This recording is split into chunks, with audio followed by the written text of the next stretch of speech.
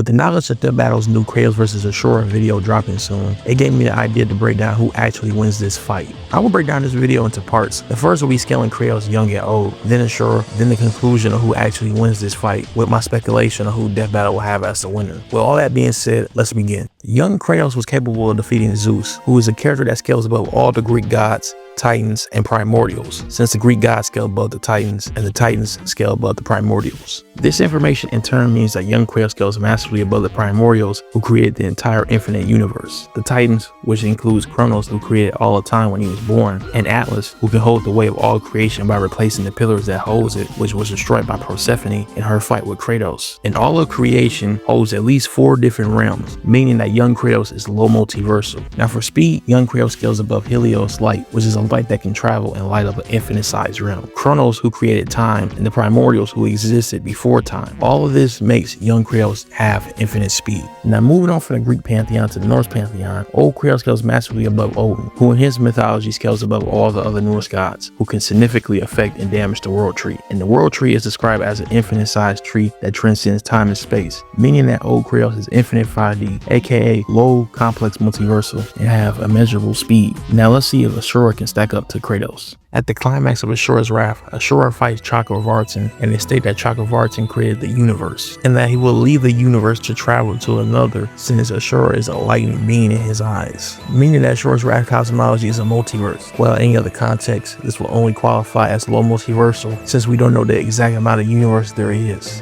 But in the fight, we also learn that Chakravartin is the literal embodiment of the wheel of life. And the wheel, or chakra for short in Buddhism, means infinite cycle of rebirth, meaning that he may have created infinite different universes at a high end, which will qualify for multiversal plus. Now for speed, Asura can climb his way through Narkata, and the Narkata in the game is described as a realm between life and death, a purgatory in short, that has infinite sized pillars scattered all around it. And Asura from the beginning of the game can climb up these pillars in a finite amount of time to escape Narkata to travel back to the living world, which will put Asura at infinite speed since he's traveling at an infinite distance in a finite amount of time. Let's start off by talking about young Kratos versus Asura. Now this is probably the most even matchup since both characters are in the low multiversal ranges of power, with both having infinite speed.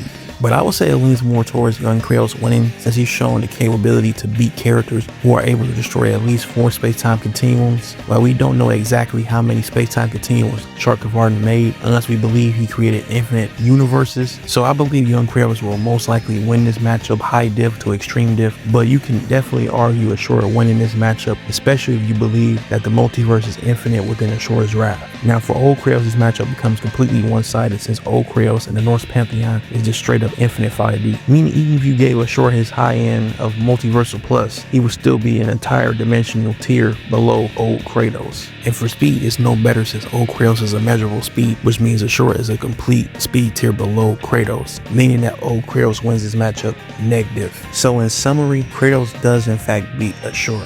Now to give my opinion on who I think Death Battle will have win, I think it will be Kratos, since he has much more work with feats, skins, and statement wise than Asura does. It has much more hacks and abilities that I think will play a huge part in the Death Battle itself. But other than that, I hope you guys liked and enjoyed this video. If you did, please like, comment, and subscribe. It really helps me and the channel grow. Thank you so much, and peace.